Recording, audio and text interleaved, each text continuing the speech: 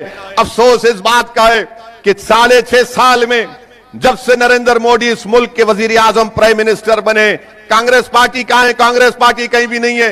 Congress party के सदर समंदर में कूदते हैं तीरने के लिए। अरे मोदी से मुकाबला करो तो समंदर में कूद जाते। पार्लियामेंट में नो कॉन्फिडेंस का मोशन आया तो जाके गले मिल लेते हैं उनसे। ऐसी होता देखो, अगर एक उम्र में शादी कर लेते दूसरों से गले नहीं मिलते थे। अरे क्या बताइए आप क्या मुल्क को पैगाम दे रहे हैं? अब जब हम ये बात बोलते तो बोलते देखो इन्हों मिले हुए हैं, उन्हों वो करे हुए। कोई मिले हुए नहीं है। मैं जेन्यून हूं, 100% जेन्यून हूं। मिले हुए तो तुम हो, तुम मिले हुए हो, तुम्हारी सोच मिली हुई है।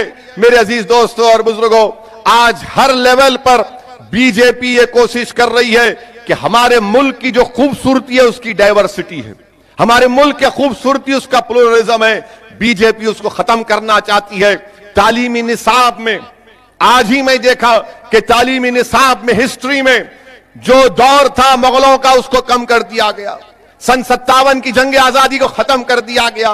बल्कि महात्मा गांधी, सरदार पटेल और बड़े बड़े मुजाहिदीन आजादी के रोल को कम कर दे रही है बीजेपी। ये किताबों और निसाब में बीजेपी कर रही है। पार्लियामेंट में मैंने खड़े होकर उठकर सवाल किया था कि नेशनल ओपन स्कूल में अगर आप रामायण और भगवत गीता पढ़ा सकते हैं तो कुरान और बाइबल और गुरु ग्रंथ साहब को क्यों नहीं पढ़ा सकते? मगर बीजेपी एक मखसूस प्रोग्राम को लेकर आगे बढ़ रही है। मेरी आप तमाम से गुजारिश है कि मुत्तहिदा तौर पर अपने वोट का इस्तेमाल करिए।